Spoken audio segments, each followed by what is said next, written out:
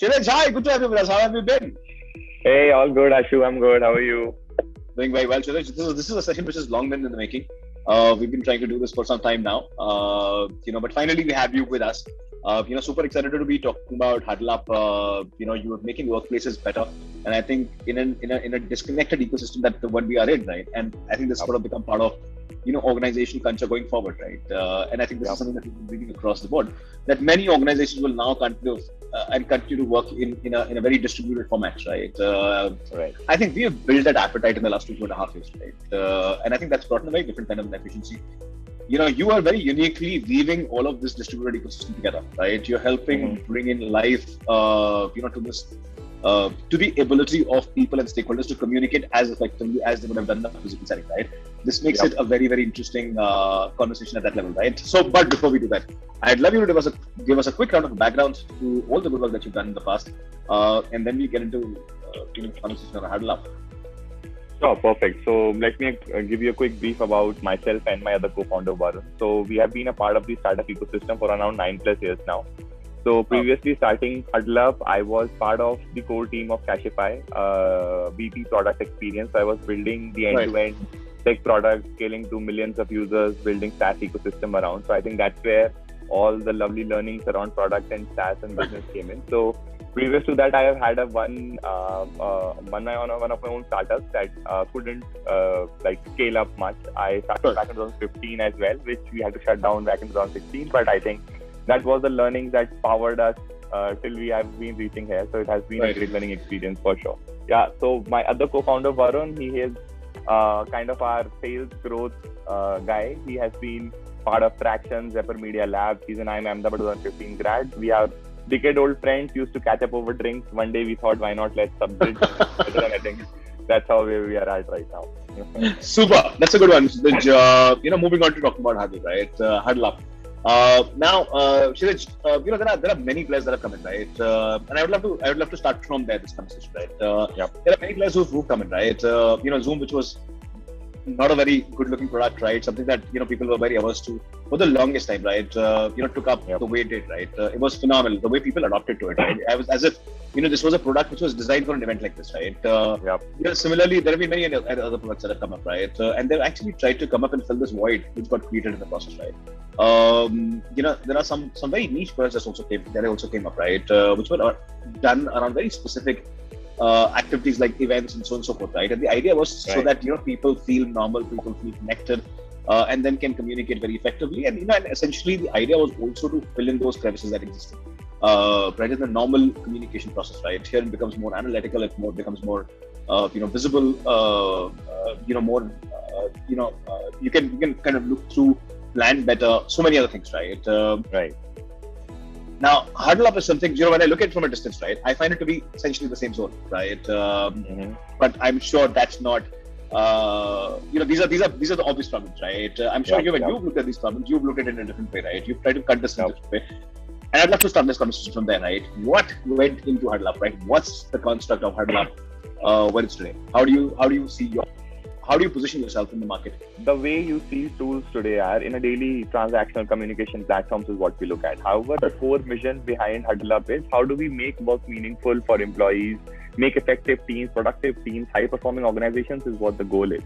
So we have been part of the startup growth stories where we have scaled once, shut down once. However, the most core important thing that has always been in the journey is the people that you work with, right? So when you lead teams, you are all together in a different zone, and in such high growth pace of environments, we are also focused about managing our tasks or getting work done. We always forget the most important aspect of managing people in a right way.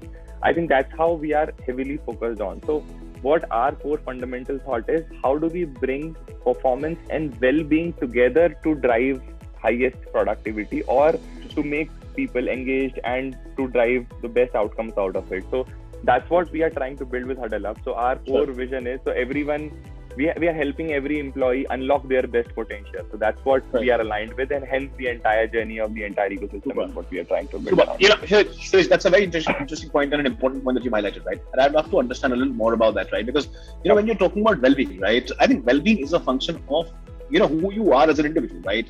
As a leader. I think it's very personal. It's very subjective. It's very different for each individual, right? It's going to be different for you. It's going to be different for me, right?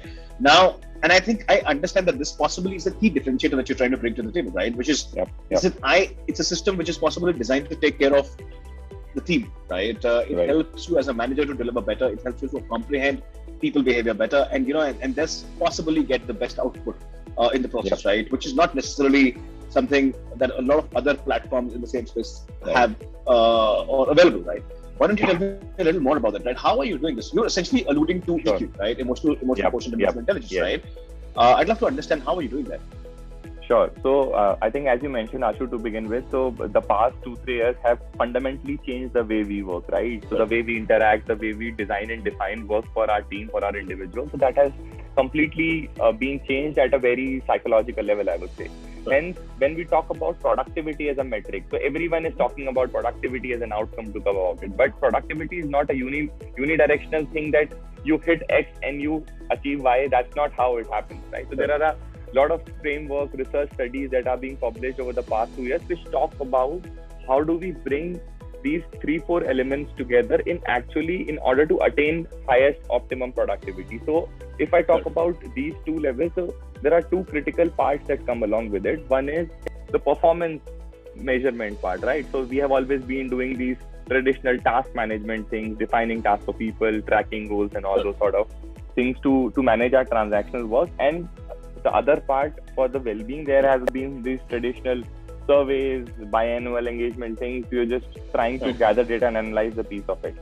But when we see in the current dynamic ecosystem, first of all, these 2 things are highly correlated together because let's say if I am a high performer and I am not satisfied with the kind of culture that I'm working with, I'm eventually either going to burn out or I'm going to switch to other organization. And the other case is also true. Even if I'm highly satisfied, but I'm not actually putting in my best efforts, it's still not the right thing for the organization. So that's what the biggest gaps have been in the current traditional platforms to go about it. Either you are very traditionally focused on managing your task or you are driven through surveys and trying to gather things together. But we identified these actually things are correlated. Hence, we built an entire framework, an entire algorithm that kind of powers these things together, brings these key elements and powers these managers to take the right actions at the right time. So because our fundamental belief is it's the manager and the employee that is actually defining the overall work experience. How you interact with your employee and how employee interact with the manager is actually defining how am I going to be performing in the organization as a whole. So this is that key relation that we are heavily focused on, and hence building certain insights, learnings for managers to act on, certain important analytics for employees to act on is what the core fundamental is behind HuddleUp, Ashu. Very interesting. Very interesting. Kshitij, I'd like to understand the impact, right? Now, what you're touching upon and what you're kind of highlighting is something which is very, very critical, right? And what I'm particularly excited about is that this is possibly a very dynamic system, right?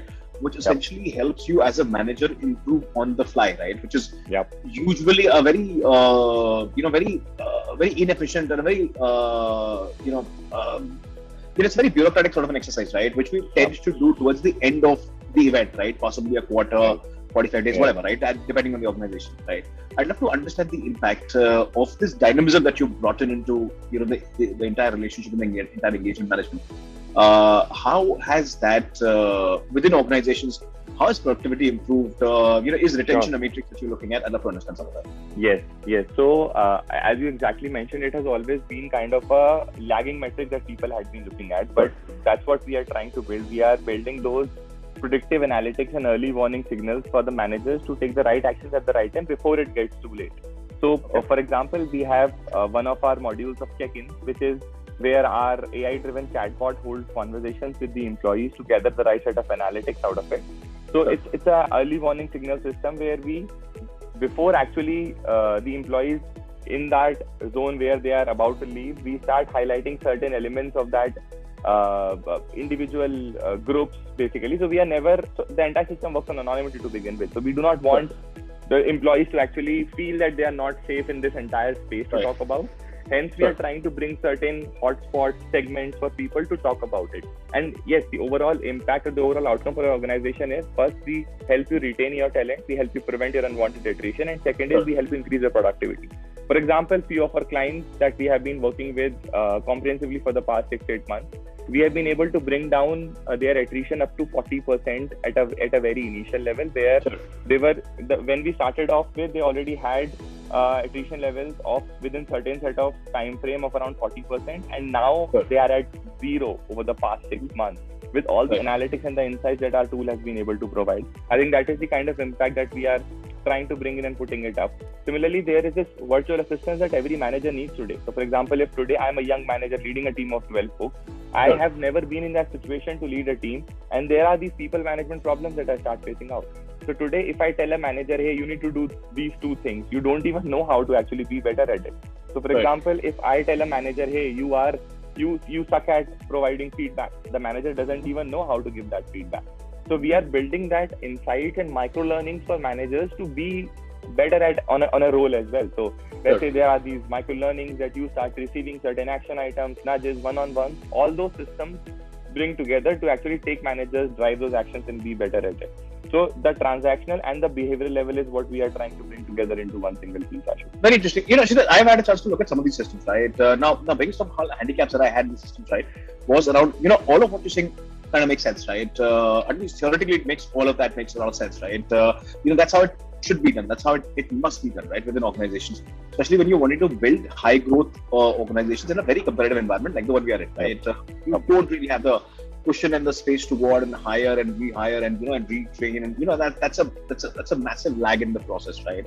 Now, while you say what you say, right, I've had the chance of looking at some of these systems, right now, and these are systems that have been implemented in some of the largest organizations, right? My biggest of all challenges has been that these are very binary systems, right? These are not systems which are which, for example, are able to adapt to the individual's behavioral nuances, right? So for example, if I'm the manager, I can have certain style of doing things, right? Now, just capturing it in a yes or a no or activity A done or not done, right? I think it's just too limiting in many ways. How are you tackling that? I'd love to understand that. Right, perfect. So there are 2 things that we go about it. One is, while doing these conversations, first of all, these are contextual conversations. So our AI systems understand the kind of conversation that an individual is focusing on over time, and hence the kind of conversations evolving as per what you have been interacting with, what your tenure is, what your profile is, and how do you go about it. So at a very first level, it's actually a virtual one-on-one that we are trying to have with you. Second is, over time, we start capturing our behavioral traits as well. So what kind of a personality type that you are, what kind of your team's personality type that you have, and then merging these things together, because as you said, so there are broadly 4 or 5 leadership styles that everyone talks about, right? And depending upon how your team cohesiveness and your entire team composition looks like, we start moving towards in that direction, which kind of customizes it only for you, and hence you can tackle those challenges more over time. Right. Very interesting. Very interesting. Kshitij, I have to understand that, right? So a lot of what we're talking about is essentially all task-driven, right? Which is more work environment, right? Now, when you talk about culture, right, and when you're talking about, say, that bond of association, that longevity of association, right, that sense of belongingness in an organization, and that because we're talking culture, right, I think all of that becomes very important in the process. It becomes important. There are a lot, that it's just not limited to, for example, office work, right? You have many other nuances, right, which are certain activities that you undertake. There could be fun and games, variety of other touch, right? Training and learning. Now, the idea is to sort of understand that individual at many other levels, right? Does the system, is it a system which is 360 degrees in that sense, right? Which lets, or nudges a manager to basically do certain things, right? So that this wherever that relationship is, it helps it get to or graduate to the next level, right? Are there such certain features? Is there intelligence, which is of that nature, beyond just tasks, or it's largely skewed towards, that you are this individual, you're supposed to do this, you're supposed to upskill yourself in the process, and that's about it, right? What you do in your personal life is outside of it, right? Where are you on that front? Yes. So, if you talk about the professional aspect of my entire work, right? So what we do is, so there is this thing that we are coming up with is routine. So we are suggesting managers certain routines that you can follow, which your team can follow in order to overall drive more engagement and productivity, in order to be more connected with your team bond. So for example, we have our own Slack app, because most of our users are on Slack. So it's an entire communication channel that our entire product leverages. So there are two key engaging features that we specifically built only because we could identify this gap of bonding, those water cooler casual conversations around that. So for example, we have these kudos, a feature that we have, which is one of our highest engaging feature till date. So it's a fun way where you can appreciate each other with a currency of donuts. So you can just give donut emojis to each other, and on the basis of that, we have built leaderboards, gamified rewards, all those sort of activity feeds coming together. So it's kind of a social thing where I am receiving donuts and I am happy and proud about it because I can now use it in a multiple ways to go about it. So it's an entire gamified approach just to build that serendipity, those positivity things flowing in my daily flow of work. Similarly, we have this one thing of water cooler as well, where we just send out these fun gifs where people can just gossip, talk about, share their debates, opinions is what it is. So yes, we totally understand this behavioral aspect of work as well, where it's not only about tasks, it's also about mingling with each other. It's all about the social bond that you create when you're in office. So that's how the entire things is how we are designing it for us. Super. Kshitij, now, the world is coming back to normal, right? I think we're looking at the daily number of cases, right? And touch wood and God is kind. All of that is kind of reducing, right? Limiting. I'm not going to say you're off the wrist. I don't think we are. But I think it's coming down, right? World is coming, like I said, coming back to normal, right? Yes. Now, what you're doing at HuddleUp, right, seems very pertinent when you're talking about a distributed ecosystem, right? Yep. But as we get into, say, people back into offices where 70-80% of the workforce either is going to be office, or you're going to have larger enterprises which are going to have, say, a 60-40 or 70-30, right? But large part of workforce is going to be in a physical setting, right? Now, what's your sense of it, right? Is this a product? How do you anticipate it? I'd love to understand that. Is this a product which is going to continue in its as much effectively as it was in the earlier, in the disconnected ecosystem that we've seen for the last 2.5 years? And how do you anticipate your sales cycle to be? So, Ashu, if you look at how the landscape is changing, right, or how it has been over the past few years. So, what the stats say right now is anyway 70% of the companies is either going to be hybrid or going to be distributed. So this is now a core fundamental thing that is always going to be there, and still so the kind of impact that we are trying to create is we are aiming to replace these traditional performance and engagement systems that are in place. So whether you are at you're in person in office or you're working remotely, hybrid, whichever way you are. So basically the core fundamental way of how your performance is being managed or your engagement is being managed is what we are trying to impact. So our system entirely fits in whichever way you kind of are working in a setup, but the whole process is how do we actually change this entire way of what is being currently managed. Interesting. So another thing that I want to understand, right, is that there are many systems that I've seen, right?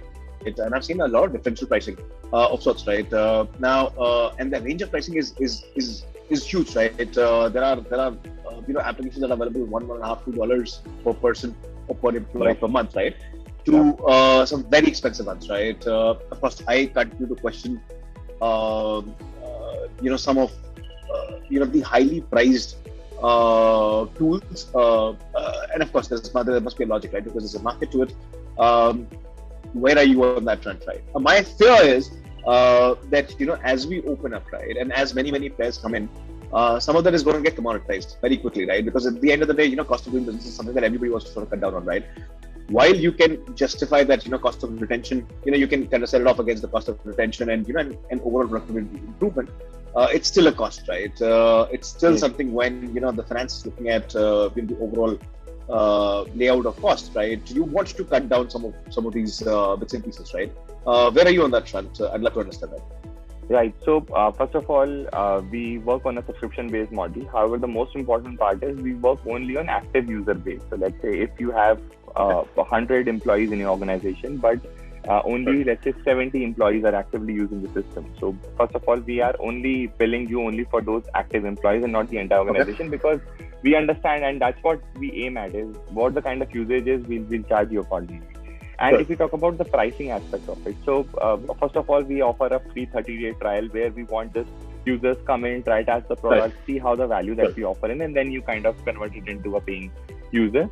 For the payment part, so we are placed right now between $3 to $5, depending upon the kind of modules, the kind of product platform usage that you aim at.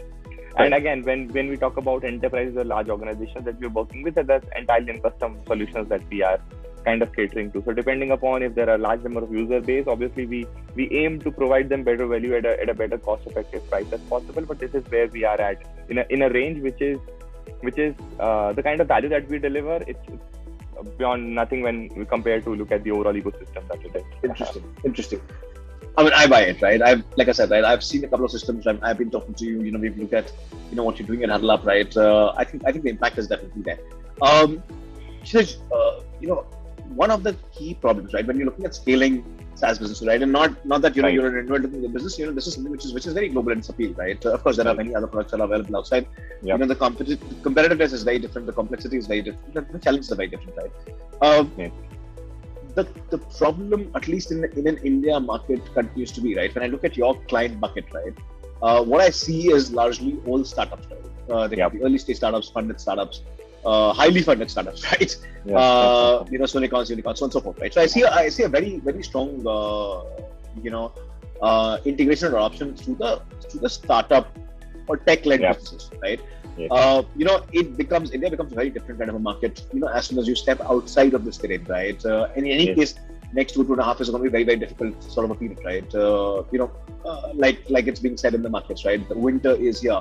And it's not necessarily going to be comfortable for a lot of players, right? I think efficiency is going to kick in. It's going to be a difficult phase, right? In many ways. What's your sense of it? What's growth looking like for you in the next couple of years?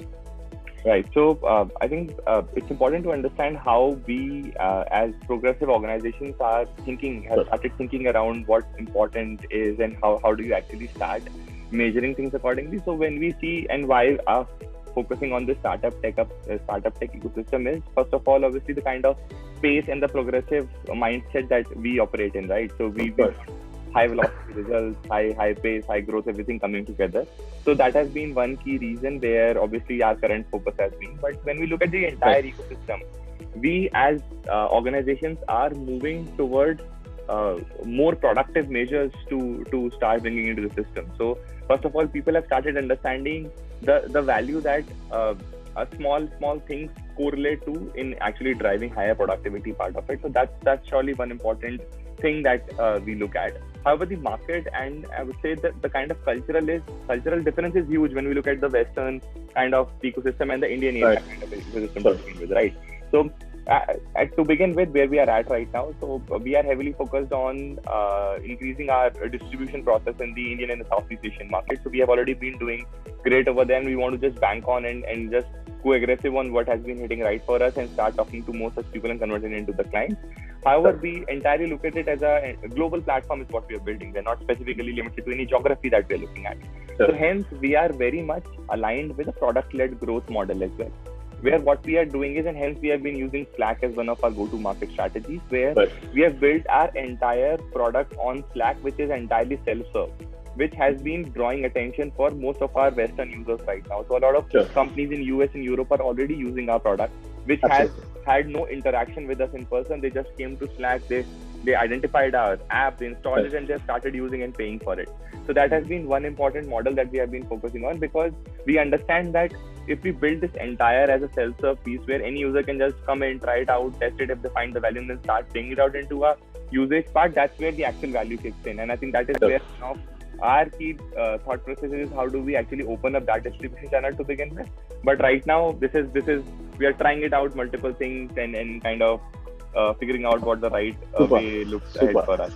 Interesting. Kshitij, in a way you answered this, right? But I'm going to want to ask you this, right? What are the next 2 years like? We discussed this offline, right? You're kind of relocating back to Bangalore, right? The setups coming together. What's in the cards, right? How are you expanding your team? What are immediate milestones that you've set for yourself, right? From a sales standpoint, right? Because my sense is, I think a lot of optimization will have to be done there, right? Last 2 years have been a great run for many businesses, right? And because there was a natural sort of an adoption and a necessity which had come out of COVID-like situation, and brands and companies and organizations were looking for solutions like the ones you offer, right? Conversion cycles were much shorter, they were much faster, right? Agreements were moving much faster, so on and so forth, right? Next 2 years, my sense is are going to be critical, right? And interesting at the same time. I think it's going to test a lot of founders. what is it that you've set for yourself next year going to happen? Yeah. So I think when we talk about the kind of product evolution and direction we are looking at, so we aim to integrate in your existing work systems in such deep manner that we become kind of inseparable. So you might be using any separate HRMS solutions or any other basic solutions to manage your ops. We would be a layer which would be sitting on top of every single Workspace product that you use and bringing all those data points together, which actually will start impacting your daily flow of work. So in that sense, we'll start helping you understand what the value add we bring in. So this is a very core direction that we are looking at, and hence we are building a solid tech plus people function folks. So we are trying to bring the expertise of domain of this entire people culture piece plus our strong technology hold that we are already at. So trying to mix these things together to find the right set of product mix to go about it. And when we look at the kind of distribution, so right now we are already beyond 10,000 plus employees who are using our product inside day in and out, and we are looking to reach this number to 1 million users as fast as possible. Okay. Super. And any revenue targets that you've set for yourself? Sorry, Ashu? Any revenue targets that you've set for yourself? Yep, it is. But I think that's in progress. We'll save for the next conversation. Yep. We'll save that for the next conversation, right? No, Kshitij, it's been an absolutely spectacular discussion, right? This is the last section of our conversation. Very cliched, but I think important. Every founder has his own journey, right? And I think it's unique in many ways, right? I think it's the perspective which makes it unique, different, right? And I think there's always a learning that one can, share, with the fraternity. If you just share, but you've been a founder, you've been an entrepreneur, you worked in an organization with the same spirit of that of an entrepreneur, right? I mean, I've known Kashify's journey, right? You couldn't have survived the growth, without being temperamentally aligned, right? And now you are kind of building HuddleUp, right? I think that's been the constant, right? I think that entrepreneurial spirit has been the constant, right? So if you were to share a learning, what would that be for many people who continue to work in organizations, right? And for founders who are outside, if you were to share that learning, one learning, what would that be? Yeah, I think there are a lot because every day you are learning something new, something different. You're struggling, and then you think, hey, just this day, let's get over with it, and the next day is again something else. So I think that's an ever-evolving process. But I think one thing that has been very core to my heart is over the past so many years is so you only do what you really believe in, because when the tough times come, it's only that belief that helps you sail through. And I think that is what has been the core behind every other, for example, be it Kashify or be it HuddleUp, and the kind of times that we look ahead. We know what the value add that we aim to create, and this is what we want to solve with everything that we have got. And I think that's the belief that is going to take any entrepreneur sail through the tough times that everyone faces. So that has been one core piece that I have tried to inculcate within myself and to everyone that has been joining us. And I think one simple quote is that we follow at heart of HuddleUp and every organization that I've been part of is stay humble, stay foolish. I think there is nothing more meaningful than this.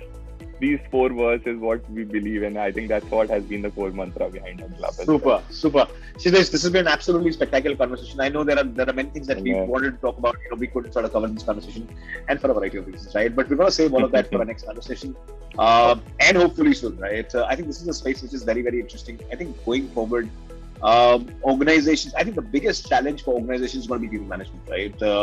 And that's also because, in the last 2 years, the kind of opportunities and the democratization that has kind of happened from a geek standpoint, right? I think a lot of that is getting institutionalized now. My sense is going forward, it's going to become all the more thicker. People have a variety of options. And I think systems like the ones you're building, right, at HuddleUp are going to become just so much more pertinent and critical and important, right? To ensure that the system is well stitched, be it with employees who are on board or task-driven activities that people come in and undertake, right, from a point to point. I think you're going to need those systems to build that consistency. At the end of the day, delivery will have to be far more superior, because the buyer on the other side, be it in a B2C setting or be it in a B2B setting, is just becoming so much more sharper, right? The expectation is going through the roof, right? Our education levels are different, right? System like HuddleUp becomes just so much more pertinent and important in tasking things. We wish you all the very best, Kshitij, and the entire team at HuddleUp, and keep rocking, keep walking, and stay humble, stay foolish, right? I think that's a good takeaway for this conversation. Thank you, Kshitij. Thank you so much, Ashu. Nice conversation. Thank you so much. Have a great day. Thank you. Take care. Bye-bye. Bye.